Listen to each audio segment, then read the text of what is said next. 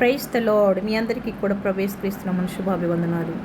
ప్రతి మంచి చెట్టు మంచి ఫలములు ఇచ్చును, పనికి మాలిన చెట్టు కాని ఫలములు ఫలించును. దేవుడు మనలను శ్రేష్టమైనటువంటి ద్రాక్షవల్లిగా చేసి ఎవడు నా యందు నిలిచినోడు బహుగా ఫలించునని చెప్పినారు.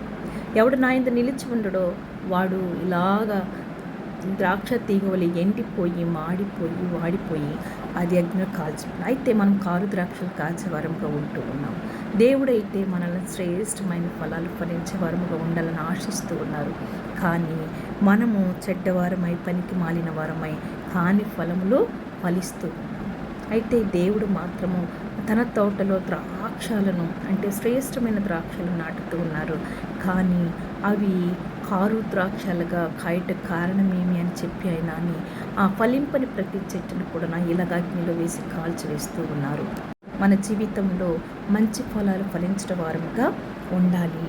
అంతేకాని ఆ చెడ్డవారమై పనికి మాలిన వారమై కాని ఫలములు ఫలిస్తే దేవుణ్ణి తొక్కపెట్టేవారం ఉంటాం. దేవుడైతే మన నుండి శ్రేష్టమైన ఫలాలు ఆశిస్తూ ఉన్నారు.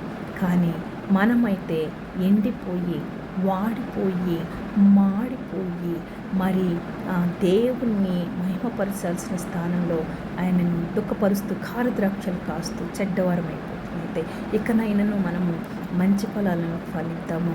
చెడ్డ ఫలములు ఫలించే వారముగా ఉంటే మనము మాడిపోతామని వాడిపోతామని ఎరిగే శ్రేష్ఠ ఫలములను ఫలించే వారముగా ఉందాం. ఆయన మన నుంచి ఆశించింది శ్రేష్ఠ ఫలములు. కానీ మనమైతేనేమో ఈ చెడ్డ పోలిన వారమై మనము ఈ యొక్క కారు ద్రాక్ష కాస్తూ ఉన్నాము. కారు ద్రాక్షల కాస్తే మనం నరకంలో వేయబడతాము.